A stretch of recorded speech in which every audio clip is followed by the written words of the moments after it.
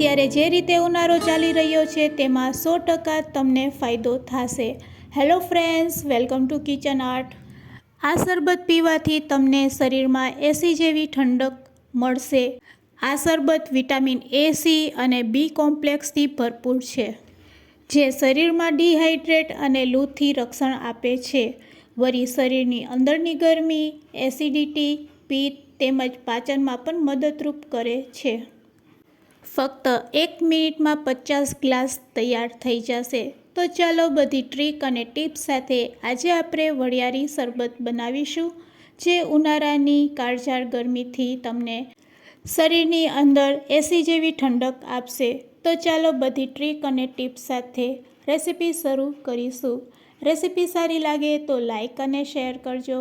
મારી ચેનલ ઉપર નવા હોય અને મારી ચેનલને હજુ સબસ્ક્રાઈબ ન કરેલ હોય તો સબસ્ક્રાઈબ કરી બાજુનું બેલ બટન દબાવવાનું ભૂલશો નહીં, જેથી કરીને તમને મારા નવા વિડીયોનું નોટિફિકેશન મળતું રહે।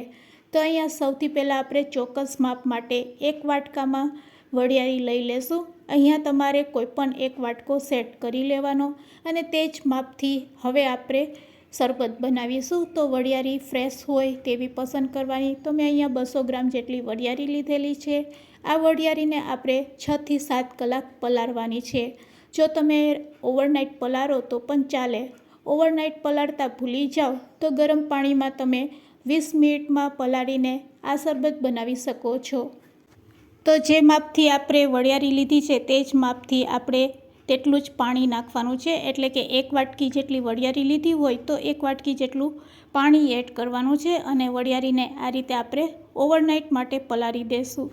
4 થી 5 નંગ એલચીના દાણાને પણ સાથે પલાળી દેશું। બસ હવે મિક્સ કરીને આપણે તેને ઢાંકીને 6 થી 7 કલાક માટે રહેવા દેશું।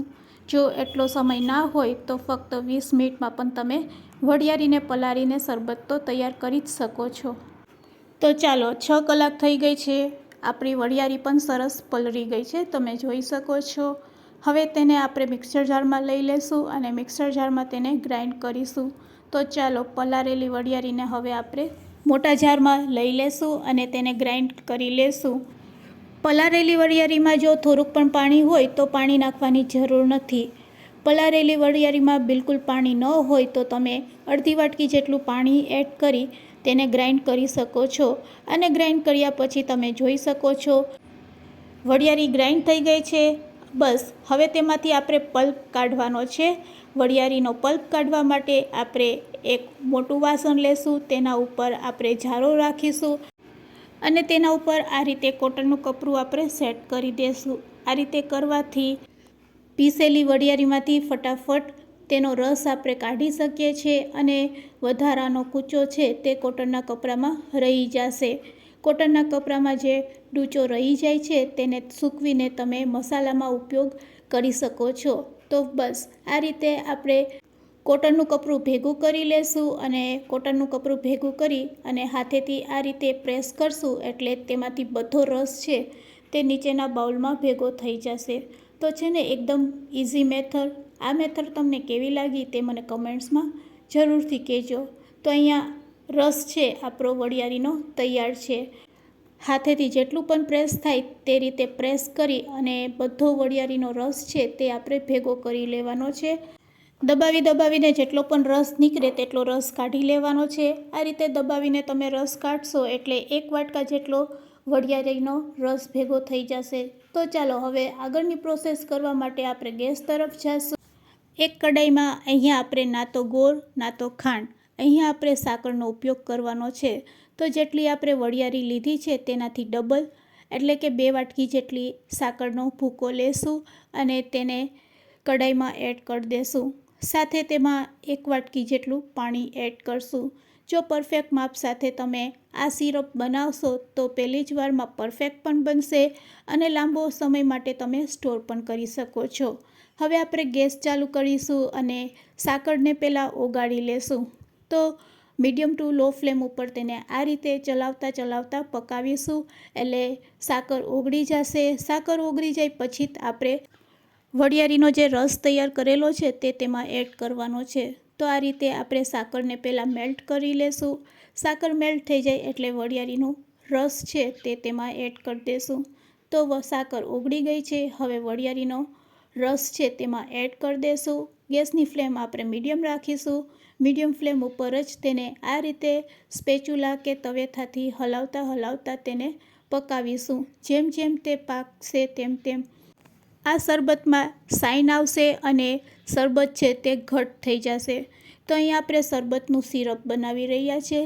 શરબતનું સિરપ બનાવ્યા પછી તેમાંથી આપણે 1 જ મિનિટમાં 50 ગ્લાસ તૈયાર કરી શકશું.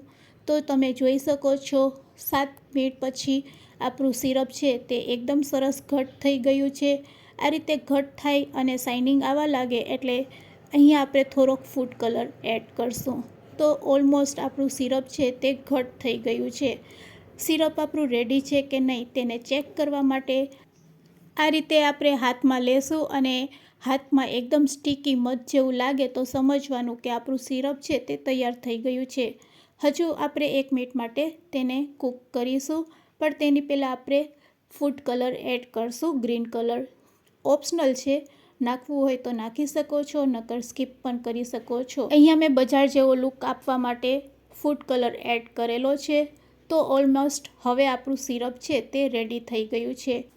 1 મિનિટ પછી તમે ચેક કરશો તો તમને ચમચાની શાઇનિંગ ઉપરથી અને આ રીતે હાથેથી ચેક કરશો તો મધ જેવું સ્ટીકી લાગશે. તો ગેસની ફ્લેમ બંધ કરી દેશું. આ સિરપને આપણે થોડુંક ઠંડુ કરી લેશું. સિરપ ઠંડુ થઈ જાય પછી અહીંયા આપણે લીંબુનો રસ એડ કરશું. લીંબુનો રસ પ્રિઝર્વેટિવનું કામ કરે છે અને તેના જ લીધે તમે સિરપને લાંબો સમય માટે સ્ટોર કરી શકો છો. તો આ રીતે સિરપ બનાવીને તમે આખા વર્ષ માટે પણ સ્ટોર કરી શકો છો.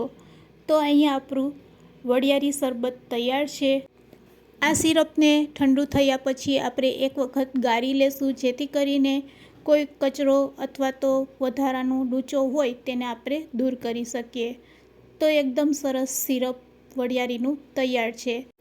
બસ તૈયાર કરેલા આ સિરપને બોટલમાં ભરી દો, પછી ફ્રીજમાં તમે રાખી દેશો એટલે આખા વર્ષ માટે તેને સ્ટોર કરી શકો છો. તો અહીંયા આપણું સિરપ તો તૈયાર છે વરિયાળીનું. તો ચાલો વરિયાળીના સિરપમાંથી હવે આપણે શરબત બનાવીશું. તૈયાર કરેલા આ સિરપમાંથી તમે આરામથી 1 મિનિટમાં 50 ગ્લાસ જેટલું શરબત બનાવી શકો છો. તેના માટે તમારે એક મોટા વાસણમાં આઈસ ક્યુબ એડ કરવાના છે, સાથે તકમળિયા 2 ચમચી. આ સિરપમાંથી મારે 6 ગ્લાસ શરબત બનાવવો છે વરિયાળીનો. તો હું 2 ચમચા જેટલું સિરપ એડ કરીશ અને 2 ગ્લાસ જેટલું પાણી એડ કરીશ અને તેને સારી રીતે મિક્સ કરી દઈશ. તો અહીંયા મિક્સ કર્યા પછી ઠંડુ વરિયાળી શરબત તૈયાર છે સર્વ કરવા માટે. તો ચાલો હવે તેને આપણે કાચના ગ્લાસમાં સર્વ કરીશું. તૈયાર કરેલું આ સિરપ તમે દૂધમાં પણ એડ કરીને કાજુ બદામ સાથે સર્વ કરી શકો છો. તો ફ્રેન્ડ્સ, આજની આ રેસીપી તમને કેવી લાગી તે મને કોમેન્ટ્સમાં જરૂરથી કહેજો. રેસીપી સારી લાગી હોય તો તમારા ફ્રેન્ડ્સ, મિત્ર અને ગ્રુપમાં શેર કરવાનું ભૂલશો નહીં. વિડીયોને એન્ડ સુધી જોયો હોય તો એક લાઇક જરૂરથી આપજો. અને હા, મારી ચેનલ ઉપર નવા હોય તો મારી ચેનલને સબસ્ક્રાઈબ જરૂરથી કરી લેજો. Thanks for watching. ફરી મળીશું એક નવી જ રેસીપી સાથે.